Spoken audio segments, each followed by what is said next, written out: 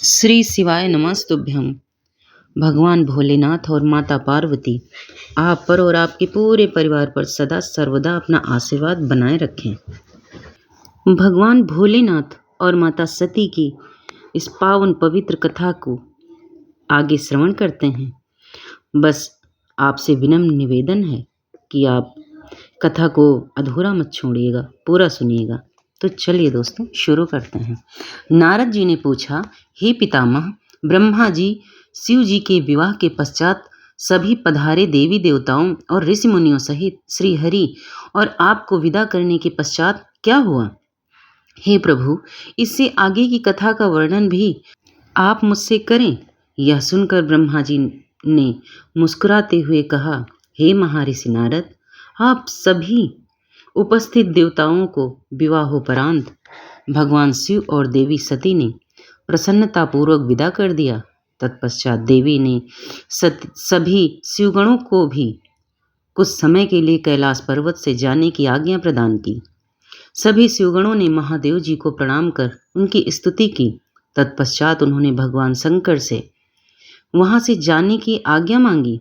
आज्ञा देते हुए महादेव जी ने कहा, जाइए, लेकिन मेरे स्मरण करने पर आप सभी तुरंत मेरे समक्ष उपस्थित हो जाएं। तब नंदी समेत सभी गण वहां भगवान शिव और देवी सती को अकेला छोड़कर कुछ समय के लिए कैलाश पर्वत पर चले गए।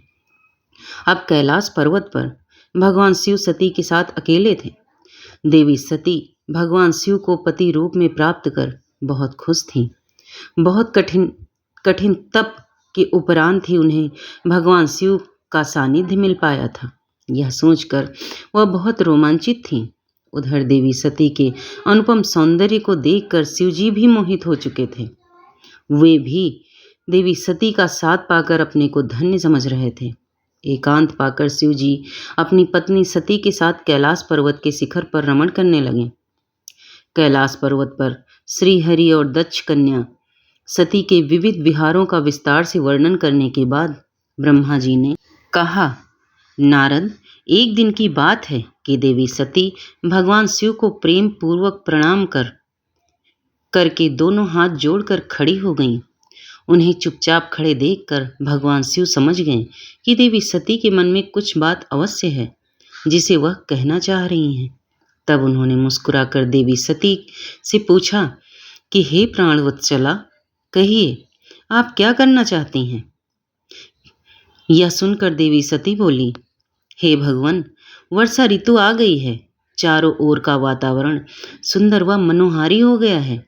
हे देवाधिदेव, मैं चाहती हूँ कि कुछ समय हम कैलाश पर्वत से दूर पृथ्वी पर या हिमालय पर्वत पर जाकर रहें।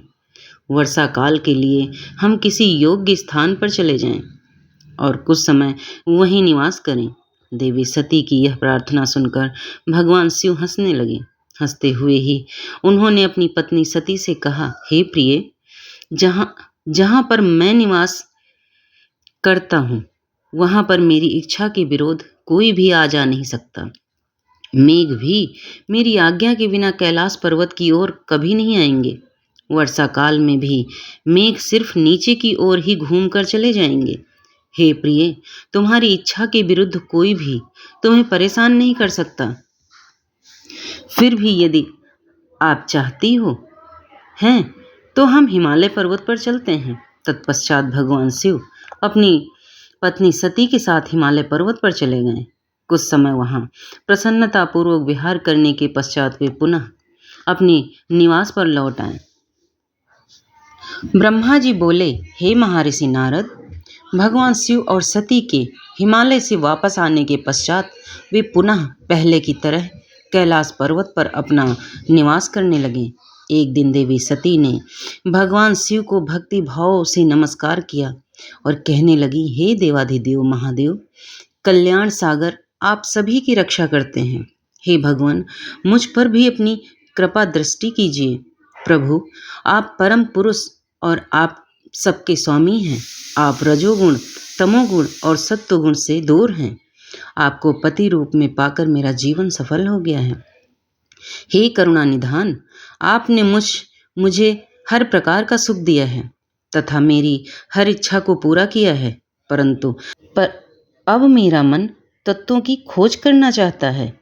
मैं उस परम तत्व का ज्ञान प्राप्त करना चाहती हूँ जो सभी को सुख प्रदान करने वाला है, जिसे पाकर जीव संसार के दुखों और मोह माया से मुक्त हो जाता है और उसका उद्धार हो जाता है। प्रभु, मुझ पर कृपा कर आप मेरा ज्ञान वर्धन करें। ब्रह्मा जी बोले, मुनि, इस प्रकार आदिशक्ति देवी सती ने जीवों के उद्धार के लिए भगवान शिव से प्रश्न किया। उस प्रश्न को सुनकर महान योगी, सबके स्वामी भगवान शिव प्रसन्नतापूर्वक बोले, हे देवी, हे दक्षनंदिनी, मैं तुम्हें उस अमृतमयी कथा को सुनाता हूँ जिसे सुनकर मनुष्य संसार के बंधनों से मुक्त हो जाता है। यही वह परम तत्व विज्ञान है जिसके उदय होने से मेरा ब्रह्मा स्वरूप है। ज्ञान प्राप्त करने पर उस विज्ञानी पुरुष की बुद्धि शुद्ध हो जाती है। उस विज्ञान की माता मेरी भक्ति है। वह भोग और मोक्ष रूप को प्रदान करती है। भक्ति और ज्ञान सदा सुख प्रदान करता है। भक्ति के बिना ज्ञान और ज्ञान के बिना भक्ति की प्राप्ति नहीं होती है। हे देवी, मैं सदा अपने भक्तों के अधीन हूँ। भक्ति दो प्रकार की होती है, सगुण और निर्गुण। शास्त्रों से प्रेरित और हृदय के सहज प्रेम से प्रेरित भक्ति श्रेष्ठ होती है, परंतु किसी वस्तु की कामना स्वरूप की गई भक्ति निम्न कोटि की होती है। हे प्रिय, मुनियों ने सगुणा और निर्गुणा नामक दोनों भक्तियों के 9 भेद बताए हैं।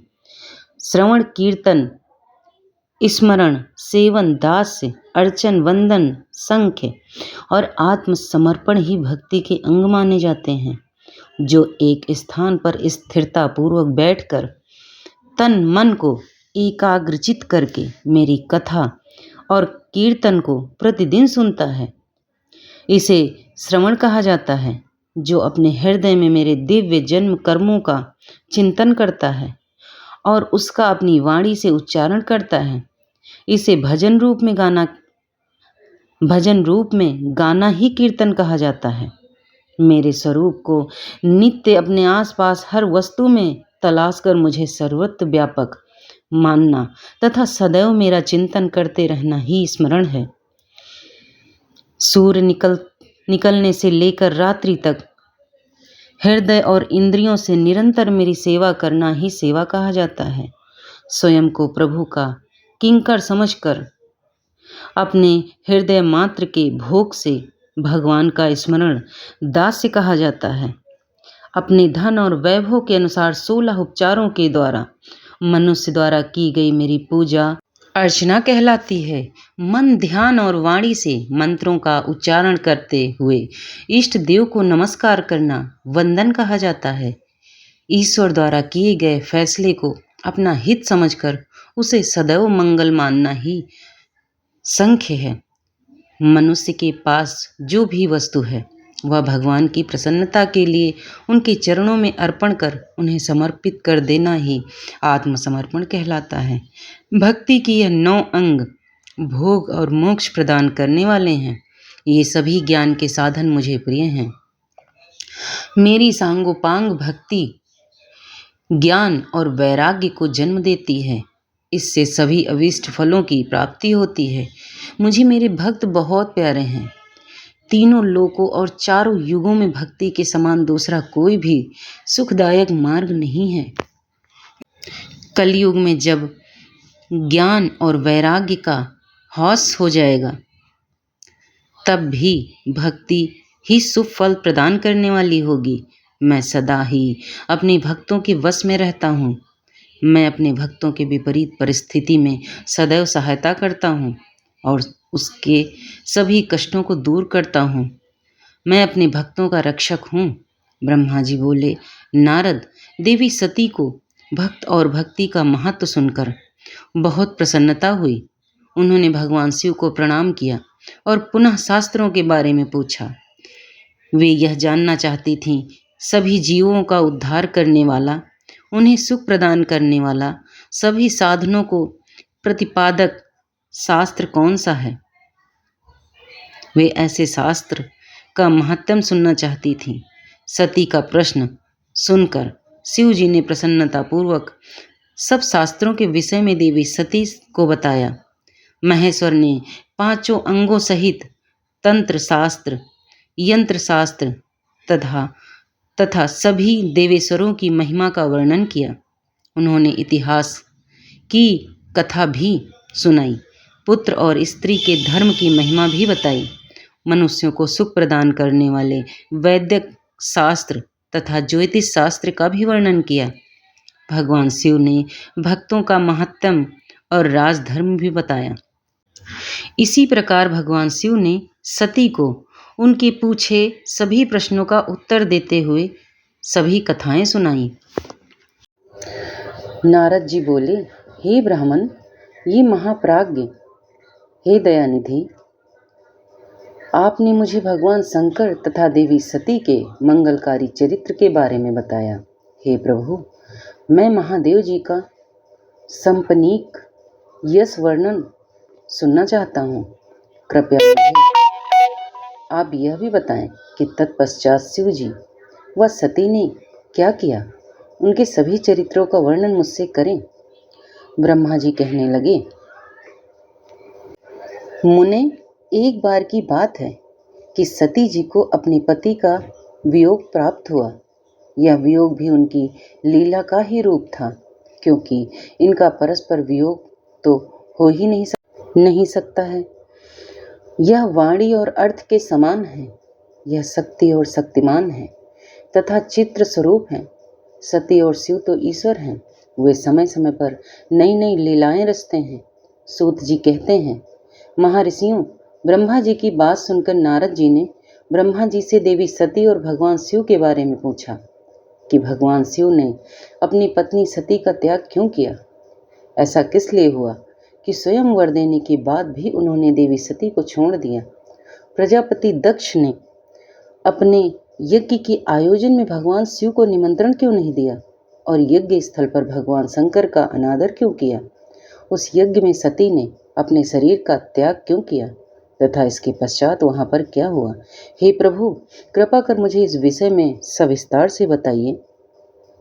ब्रह्मा जी बोले, हे महाप्राज्ञ नारद, मैं तुम्हारी उत्सुकता देखकर तुम्हारी सभी जिज्ञासाओं को शांत करने के लिए तुम्हें सारी बातें बताता हूँ। ये सभी भगवान शिव की ही लीला है। उनका स्वरूप स्वतंत्र और निर्विकार है। देवी सती भी उनके अनुरूप ही हैं। एक समय की बात है, भगवान शिव अपनी प्राण प्रिया पत्नी सती के साथ अपनी सवारी नंदी पर बैठकर पृथ्वी लोक का भ्रमण कर रहे थे। घूमते घूमते वे दंडकारण्य में आ गए। उस वन में उन्होंने भगवान श्री राम को उनके भ्राता लक्ष्मण के साथ जंगलों में भटकते हुए देखा। वे अपनी पत्नी सीता को खोज रहे थे, जिसे लंका का राजा रावण उठाकर ले गया था। वे जगह जगह भटकते हुए उनका नाम पुकार कर उन्हें ढूंढ रहे थे। पत्नी के बिछुड़ जाने के कारण श्री राम अत्यंत दुखी दिखाई दे रहे थे। उनकी कांति फीकी पड़ गई थी। भगवान शिव ने वन में राम जी को भटकते देखा, परंतु उनके सामने प्रकट नहीं हुए। देवी सती को यह देखकर बड़ा आश्चर्य हुआ। वे शिव जी से बोली, हे सर्वेश, हे करुणानिधान सदाशिव, हे परमेश्वर, ब्रह्मा विष्णु सहित सभी देवता आपकी ही सेवा करते हैं।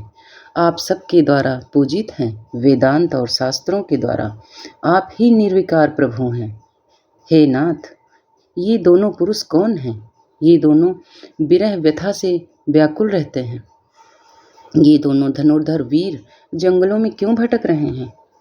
भगवान, इनमें श्रेष्ठ पुरुष की अंग कांति नील कमल के समान श्याम है, अतः उसे देखकर इतना आनंद विभोर क्यों हो रहे हैं? आपने प्रसन्नता पूर्वक उन्हें प्रणाम क्यों किया? स्वामी, कभी भक्त को प्रणाम नहीं करता। वे कल्याणकारी शिव, आप मेरे संशय दूर कीजिए और मुझे इस विषय में बताइए। ब्रह्मा जी बोले, नारद, कल्याणमयी आदिशक्ति देवी सती ने जब भगवान शिव से इस प्रकार प्रश्न पूछने आरंभ किए तो देवों के देव महादेव भगवान हंसकर बोले, देवी, यह सभी तो पूर्व निर्धारित है। मैंने उन्हें दिए गए वरदान स्वरूप ही उन्हें नमस्कार किया था। ये दोनों भाई सभी वीरों द्वारा सम्मानित हैं। इनके शुभ नाम श्री राम और लक्ष्मण हैं। ये सूर्यवंशी राजा दशरथ के पुत्र हैं। इनमें गोरे रंग के छोटे भाई साक्षात शेष के अंश हैं तथा उनका नाम लक्ष्मण है, और बड़े भाई श्री राम भगवान विष्णु का अवतार हैं। धरती पर इनका जन्म साधुओं की रक्षा और पृथ्वीवासियों के कल्याण के लिए ही हुआ है। भगवान शिव की ये बातें सुनकर सती को विश्वास नहीं हुआ। ऐसा विभ्रम भगवान शिव की माया के कारण ही हुआ। जब भगवान शिव को यह बात ज्ञात हुआ कि देवी सती को उनकी बातों पर विश्वास नहीं हुआ, तो वे अपनी पत्नी दक्ष कन्या सती से बोले, देवी, यदि तुम्हें मेरी बातों पर विश्वास नहीं है तो तुम स्वयं ही श्री राम की परीक्षा ले लो। जब तक तुम इस बात से आश्वस्त न हो जाओ कि वे दोनों पुरुष ही राम और लक्ष्मण हैं और तुम्हारा मोह न नष्ट हो जाए, तब तक मैं यही बरगद के नीचे खड़ा हूँ। तुम जाकर श्री राम और लक्ष्मण की परीक्षा लो। ब्रह्मा जी बोले, हे महामुनि नारद, अपने पति भगवान शिव के वचन सुनकर सती ने अपने पति का आदेश प्राप्त कर श्री राम लक्ष्मण की परीक्षा लेने की ठान ली। परंतु उनके मन में बार बार एक ही विचार उठ रहा था कि मैं कैसे उनकी परीक्षा लूं। तब उनके मन में यह विचार आया कि मैं देवी सीता का रूप धारण कर श्री राम के सामने जाती हूँ। यदि वे साक्षात विष्णु का अवतार हैं तो वे मुझे आसानी से पहचान लेंगे, अन्यथा वे मुझे पहचान नहीं पाएंगे। ऐसा विचार कर उन्होंने सीता का वेश धारण कर लिया और राम जी के समक्ष चली गईं। सती ने ऐसा भगवान शिव की माया से मोहित होकर ही किया था। सती को सीता के रूप में देखकर राम जी सब कुछ जान गए। वे हंसते हुए देवी सती को प्रणाम करके बोले, हे देवी सती, आपको मैं नमस्कार करता हूँ। हे देवी, आप तो यहाँ हैं, परंतु त्रिलोकीनाथ भगवान शिव कहीं भी दिखाई नहीं दे रहे हैं। बताइए देवी, आप इस निर्जन वन में अकेली क्या कर रही हैं? और आपने अपने परम सुंदर और कल्याणकारी रूप को त्याग कर यह नया रूप क्यों धारण किया है? श्री रामचंद्र जी की बातें सुनकर देवी सती आश्चर्यचकित हो गईं। तब वे शिव जी की बातों का स्मरण कर तथा सच्चाई को जानकर बहुत शर्मिंदा हुई और मन ही मन अपने पति भगवान शंकर के चरणों का स्मरण करती हुई बोली, हम अपने पति करुणा निधान भगवान शिव तथा अन्य पार्षदों के साथ पृथ्वी का भ्रमण करते हुए इस वन में आ गए थे। यहाँ आपको लक्ष्मण जी के साथ सीता जी की खोज में भटकते हुए देखकर भगवान शिव ने आपको प्रणाम किया और वहीं बरगद के पीछे खड़े हो गए। आपको वहाँ देखकर भगवान शिव आनंदित होकर आपकी महिमा का गान करने लगे। वे आपके दर्शनों से आनंद विभोर हो गए। मेरे द्वारा इस विषय में पूछने पर जब उन्होंने मुझे बताया कि आप श्री विष्णु का अवतार हैं, तो मुझे इस बात पर विश्वास नहीं हुआ और मैं स्वयं आपकी परीक्षा लेने यहाँ आ गई। आपके पहचान लेने से मेरा सारा भ्रम दूर हो गया। हे श्री हरि, आप यह बताइए कि आप भगवान शिव के भी वंदनीय कैसे हो गए? मेरे मन में यही एक संशय है। कृपया आप मुझे इस विषय में बताकर मेरे संशय को दूर कर मुझे शांति प्रदान करें।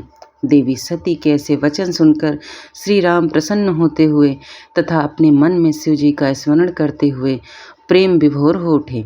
हे प्रभु, शिव के चरणों का चिंतन करते हुए मन में उनकी महिमा का वर्णन करने लगे। श्री राम बोले, हे देवी सती, प्राचीन काल की बात है, एक बार भगवान शिव ने अपने लोक में विश्वकर्मा को बुलाकर उसमें एक मनोहर गौशाला बनवाई जो बहुत बड़ी थी। उसमें कौन एक मनोहर विस्तृत भगवान का भी निर्माण करवाया। उसमें एक दिव्य सिंहासन तथा एक दिव्य श्रेष्ठ छत्र भी बनवाया। यह बहुत ही अद्भुत और परम उत्तम था। तत्पश्चात उन्होंने सब ओर से इंद्र, देवगणों, सिद्धों, गंधर्वों, समस्त उपदेवों तथा नाग आदि को भी शीघ्र ही उस मनोहर भवन में बुलाया। सभी वेदों और आगमों को, पुत्रों सहित ब्रह्मा जी को, मुनियों, अप्सराओं सहित समस्त देवियों सहित 16 नाग कन्याओं आदि सभी को उसमें आमंत्रित किया, जो कि अनेक मांगलिक वस्तुओं के साथ वहां आई। संगीतज्ञों ने वीणा, मृदंग आदि बाजे बजाकर अपूर्व संगीत का गान किया। इस प्रकार यह एक बड़ा समारोह और उत्सव था। राज्याभिषेक की सारी सामग्रियां एकत्रित हुईं और तीर्थों के जल से भरे घड़े मंगाए गए। अनेक दिव्य सामग्रियों भी गणों द्वारा मंगवाई गईं। फिर उच्च स्वरों में वेद मंत्रों का घोष कराया गया। हे देवी, भगवान श्री हरि विष्णु की उत्तम भक्ति से भगवान शिव सदा प्रसन्न रहते थे। उन्होंने बड़े प्रसन्न होकर श्री हरि को वैकुंठ में बुलाया और शुभ मुहूर्त में श्रेष्ठ सिंहासन पर बैठाया। महादेव जी ने स्वयं अपने हाथों से उन्हें बहुत से आभूषण और अलंकार पहनाए। उन्होंने भगवान विष्णु के सिर पर मुकुट पहनाकर उनका अभिषेक किया। उस समय वहाँ अनेक मंगल गान गाए गए। तब भगवान शिव ने अपना सारा ऐश्वर्य, जो कि किसी के पास भी नहीं था, उन्हें प्रेम पूर्वक प्रदान किया। इसके पश्चात भगवान शंकर ने उनकी बहुत स्तुति की और जगतकर्ता ब्रह्मा जी से बोले, हे लोकेश, आज से श्रीहरि विष्णु मेरे वंदनीय हुए। यह सुनकर सभी देवता स्तब्ध रह गए। तब वे पुनः बोले कि आप सहित सभी देवी देवता भगवान विष्णु को प्रणाम कर उनकी स्तुति करें तथा सभी वेद मेरे साथ साथ श्री विष्णु जी का भी वर्णन करें।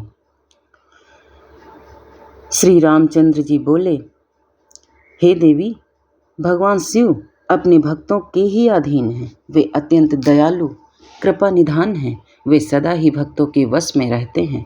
इसलिए भगवान विष्णु की शिव भक्ति से प्रसन्न होकर भक्तवत्सल शिव ने यह सब कुछ किया है तथा इसके उपरांत उन्होंने विष्णु जी के वाहन गरुड़ ध्वज को भी प्रणाम किया। तत्पश्चात सभी देवी देवताओं और ऋषि मुनियों ने श्री हरि की सच्चे मन से स्तुति की। तब भगवान शिव ने विष्णु जी को बहुत से वरदान दिए तथा कहा, श्री हरि, आप मेरी आज्ञा के अनुसार संपूर्ण लोकों के कर्ता, पालक और संहार करता हो। अर्थ, धर्म और काम की दाता तथा बुरे अथवा अन्याय करने वाले दुष्टों को दंड तथा उनका नाश करने वाले हो। आप पूरे जगत में पूजित हो तथा सभी मनुष्य सदैव आपका पूजन करें। तुम कभी भी पराजित नहीं होगे। मैं तुम्हें इच्छा की सिद्धि, लीला करने की शक्ति और सदैव स्वतंत्रता का वरदान प्रदान करता हूँ। हे हरे, जो तुमसे वैर रखेंगे उनको अवश्य ही दंड मिलेगा। मैं तुम्हारे भक्तों को भी मोक्ष प्रदान करूँगा तथा उनके सभी कष्टों का भी निवारण करूँगा। तुम मेरी बाईं भुजा से और ब्रह्मा जी मेरी दाईं भुजा से प्रकट हुए हो। रुद्रदेव जो साक्षात मेरा ही रूप हैं, मेरे ही हृदय से प्रकट हुए हैं। हे विष्णु, आप सदा सबकी रक्षा करेंगे। मेरे धाम में तुम्हारा स्थान उज्जवल एवं वैभवशाली है। वह गोलोक नाम से जाना जाएगा। तुम्हारे द्वारा धारण किए गए सभी अवतार सबके रक्षक और मेरे परम भक्त होंगे। मैं उनका दर्शन करूंगा। श्री रामचंद्र जी कहते हैं, देवी, श्री हरि को अपना अखंड ऐश्वर्य सौंपकर भगवान शिव स्वयं कैलाश पर्वत पर रहते हुए अपने पार्षदों के साथ क्रीड़ा करते हैं। तभी भगवान लक्ष्मीपति विष्णु गोप वेश धारण करके आए और गोप गोपी तथा गौओं के स्वामी बनकर प्रसन्नतापूर्वक विचरने लगे तथा जगत की रक्षा करने लगे। वे अनेक प्रकार के अवतार ग्रहण करते हुए जगत का पालन करने लगे। वे ही भगवान शिव की आज्ञा से 4 भाइयों के रूप में प्रकट हुए। अब इस समय में विष्णु ही अवतार रूप में प्रकट होकर 4 भाइयों से सबसे बड़ा राम है, दूसरे भरत हैं, तीसरे लक्ष्मण हैं और चौथे भाई शत्रुघ्न हैं। मैं अपनी माता के आदेशानुसार वनवास भोगने के लिए लक्ष्मण और सीता के साथ इस वन में आया था। किसी राक्षस ने मेरी पत्नी सीता का अपहरण किया है और मैं यहाँ वहाँ भटकता हुआ अपनी पत्नी को ही ढूंढ रहा हूँ। सौभाग्यवश मुझे आपके दर्शन हो गए। अब निश्चय ही मुझे मेरे कार्य में सफलता मिलेगी।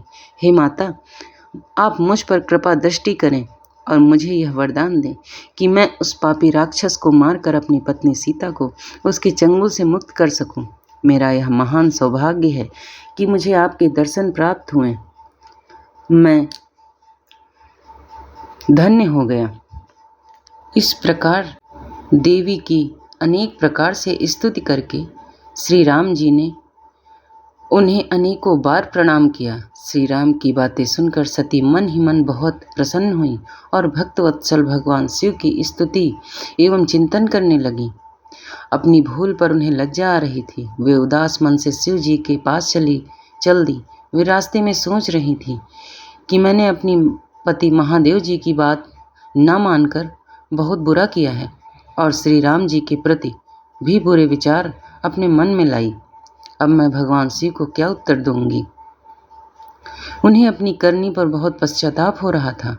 वे शिव जी के समीप गईं और चुपचाप खड़ी हो गईं। सती को इस प्रकार चुपचाप और दुखी देखकर भगवान शंकर ने पूछा, देवी, आपने श्री राम की परीक्षा किस प्रकार ली? यह प्रश्न सुनकर देवी सती चुपचाप सिर झुकाकर खड़ी हो गईं। उन्होंने शिव जी को कोई उत्तर नहीं दिया। वे असमंजस में थी कि क्या उत्तर दें, लेकिन महायोगी शिव ने ध्यान से सारा विवरण जान लिया और उनका मन से त्याग कर दिया। भगवान शिव ने सोचा, अब यदि मैं सती को पहले जैसा ही स्नेह करूं तो मेरी प्रतिज्ञा भंग हो जाएगी। वेद धर्म के पालक शिव जी ने अपनी प्रतिज्ञा पूरी करते हुए सती का मन से त्याग कर दिया। फिर सती से कुछ न कहकर वे कैलाश की ओर बढ़े। मार्ग में सबको, विशेषकर सती जी को सुनाने के लिए आकाशवाणी हुई कि महायोगी शिव, आप धन्य हैं। आपके समान तीनों लोकों में कोई भी प्रतिज्ञा पालक नहीं है। इस आकाशवाणी को सुनते ही देवी सती शांत हो गई। उनकी कांति फीकी पड़ गई। तब उन्होंने भगवान शिव से पूछा, हे प्राणनाथ, आपने कौन सी प्रतिज्ञा की है? कृपया आप मुझे बताइए। परंतु भगवान शिव ने विवाह के समय भगवान विष्णु के समक्ष जो प्रतिज्ञा की थी उसे सती को नहीं बताया। तब देवी सती ने भगवान शिव का ध्यान करके उन सभी कारणों को जान लिया जिसके कारण भगवान ने उनका त्याग कर दिया था। त्याग देने की बात जानकर देवी सती अत्यंत दुखी हो गईं। दुख बढ़ने के कारण उनकी आंखों में आंसू आ गए और वह सिसकने लगी। उनके मनोभावों को समझकर और देवी सती की ऐसी हालत देखकर भगवान शिव ने अपनी प्रतिज्ञा की बात उनके सामने नहीं कही। तब सती का मन बहलाने के लिए शिव जी ने उन्हें अनेक कथाएं सुनाते हुए कैलाश की ओर चल दिए। कैलाश पर पहुंचकर शिव जी ने अपने स्थान पर बैठकर समाधि लगाकर ध्यान करने लगे। सती ने दुखी मन से अपने धाम में रहना शुरू कर दिया। भगवान शिव को समाधि में बैठे बहुत समय बीत गया। तत्पश्चात शिव जी ने अपनी समाधि तोड़ी। जब देवी सती को पता चला तो वे तुरंत शिव जी के पास दौड़ी चली आईं। वहां आकर उन्होंने शिव जी के चरणों में प्रणाम किया। भगवान शिव ने अपने सन्मुख आसन दिया और उन्हें प्रेम पूर्वक बहुत सी कथाएं सुनाई। इससे देवी सती का शोक दूर हो गया। परंतु शिव जी ने अपनी प्रतिज्ञा नहीं तोड़ी। वे नारद, ऋषि मुनि आदि सभी शिव और सती की इन कथाओं को उनकी लीला का ही रूप मानते हैं, क्योंकि वे साक्षात परमेश्वर हैं, एक दूसरे के पूरक हैं। भला उनमें वियोग कैसे संभव हो सकता? सती और शिववाणी और अर्थ की भांति एक दूसरे से मिले हुए हैं, उनमें वियोग होना असंभव है।